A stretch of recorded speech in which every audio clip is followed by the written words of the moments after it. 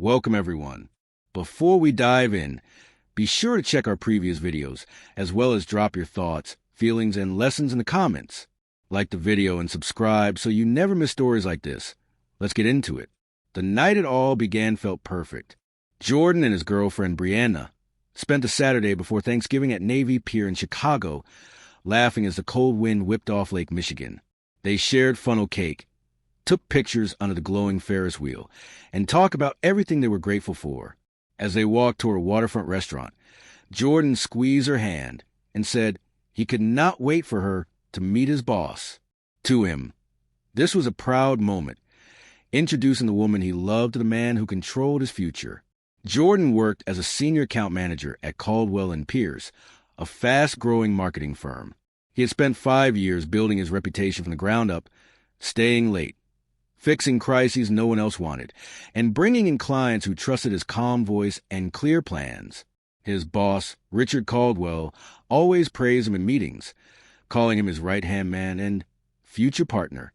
Jordan believed those words. Tonight, he wanted Richard to see that he had stability at home, too, not just at work. Brianna was, in his mind, part of that picture. Brianna looked radiant that evening. A fitted emerald dress, a sleek bob, gold hoops framing her warm brown face. She was a nurse, hard-working and ambitious, but she loved beautiful things. She admired nice hotels, designer handbags, and luxury cars, even though she did not own any of them yet. When Jordan told her where they were going, she had widened her eyes and laughed, asking if he was secretly rich. He chuckled and said not yet, but they were on their way. He truly believed that with his career and their love, everything was aligning. When they entered the restaurant, Richard was seated at a corner table with a sweeping view of the city skyline. He was in his early 50s, tall, confident, wearing an expensive navy suit and a watch that cost more than Jordan's car. Beside him sat an empty chair. He rose when they approached, face breaking into a practiced, polished smile. "Jordan," he said warmly, extending a hand, "you finally brought the famous Brianna." His eyes lingered on her a second too long. She smiled back, slightly dazzled by the attention and the atmosphere. Dinner felt like a success. Richard asked Brianna about her work, her aspirations, her family. He complimented her intelligence and her style, remarking that Jordan clearly had good taste. When the sommelier came by, Richard ordered a vintage wine, without glancing at the price. Brianna watched him with quiet fascination, absorbing the ease with which he moved in that world. Toward dessert, Richard mentioned the company's annual Thanksgiving Eve gala and insisted they both attend. "It is time people see the man behind our wins," he said, patting Jordan's shoulder, eyes flicking toward Brianna. Over the next few days, Brianna could not stop talking about the restaurant, the view, the expensive wine, and especially Richard's car, a sleek black Mercedes waiting outside that night. She scrolled through social media, showing Jordan luxury influencers and saying how nice it would be to travel like that, to live in a condo that high above the city. Jordan listened and smiled, but a small knot formed in his stomach. He promised her they would get there in time. He reminded her they were building step by step. She nodded, but her eyes seemed far away. At work, the gala became the main topic. The company rented a hotel ballroom downtown with chandeliers, ice sculptures, and an open bar. Richard stopped by Jordan's office one afternoon and casually asked if Brianna was excited. "She has great energy," he said. "People like her presence. It will be good for the firm." Jordan felt proud, but when he mentioned to Brianna that night, she focused on something else: what she should wear, how she wanted to look like she belonged in that room. She hinted that maybe Jordan should ask for a raise soon. Then the first small shift appeared. Richard began sending Brianna messages about gala details and surprises he was planning for staff. She showed Jordan at first, laughing it off. The messages seemed harmless, even charming. But slowly, she stopped sharing all of them. One evening, Jordan walked into the living room and saw Brianna quickly turn her phone over. When he asked who it was, she shrugged and said it was a friend from work. He felt the lie immediately, sharp and cold, but pushed it aside, telling himself not to overreact. A week before Thanksgiving, Jordan stayed late at the office finalizing a report. Passing by Richard's open door, he heard soft laughter. Peeking in, he saw Richard on a video call, screen angle just slightly away. He recognized Brianna's voice, high and playful, asking how she should dress to match the mood of the evening. Richard leaned closer to the camera and said, "Just be yourself. Glamorous, confident. You will light up the room." Jordan froze, heart pounding. He stepped away silently, jaw clenched, realizing they had grown closer without him. The following day, Brianna seemed distant. She was polite but distracted, replying to messages with a quick smile and turning away. Jordan noticed that she now wore a bracelet he did not recognize, subtle, elegant, obviously expensive. When he asked about it, she hesitated for half a second too long before saying a patient's family gave it to her. He nodded slowly, hearing the lie again. That night he lay awake, staring at the ceiling, replaying Richard's tone on the call, the way Brianna's laughter had sounded. Doubt settled over him like a heavy blanket. At work, Jordan poured his confusion into focus. While preparing a quarterly financial overview, he noticed small irregularities, minor discrepancies in account balances, tiny transfers that seemed out of place. At first, he assumed it was a software glitch, but when he checked the system logs, he realized those changes had been made under his own login credentials. At times, he knew he was not at his desk. His pulse quickened. Someone was using his name inside the system. Someone with access and confidence. The realization made his stomach drop. Something far more dangerous than flirting was happening. Instead of confronting Richard directly, Jordan quietly began compiling evidence. He exported system logs, printed screenshots, and created a hidden folder on an external drive. He spoke with the company's IT specialist under the guise of a general security concern, learning how admin accounts could temporarily impersonate employee logins. The specialist casually admitted that Richard and the head of finance both had such access.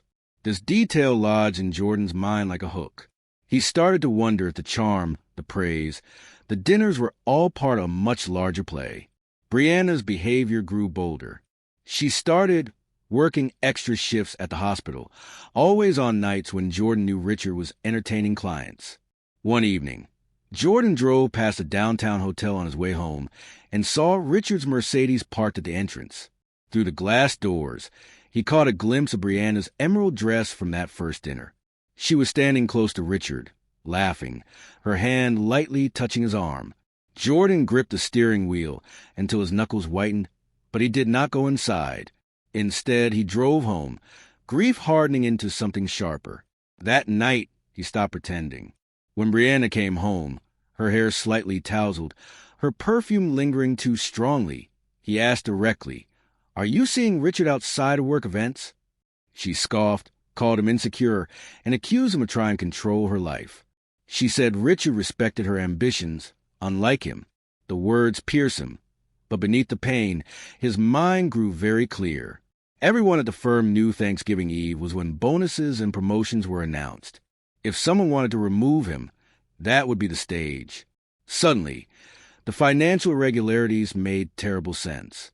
The next day, Jordan requested a confidential meeting with an internal compliance officer and the company's external auditor, citing serious concerns about account manipulation and potential fraud. He arrived with his evidence neatly organized, timestamp logs, discrepancies cross-checked with his calendar, and a list of transactions that seemed designed to implicate him. The auditor's expression shifted from polite to grave as she flipped through the pages. She promised a discreet investigation and asked Jordan not to mention their meeting to anyone. Jordan left the room feeling exposed yet strangely empowered. He was no longer just waiting to be hurt.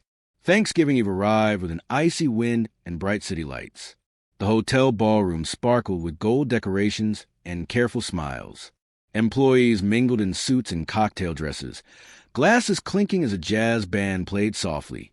Brianna arrived on Richard's arm instead of Jordan's, wearing a shimmering silver dress. The sight hit Jordan like a physical blow, but he kept his expression neutral. Murmurs rippled through the crowd.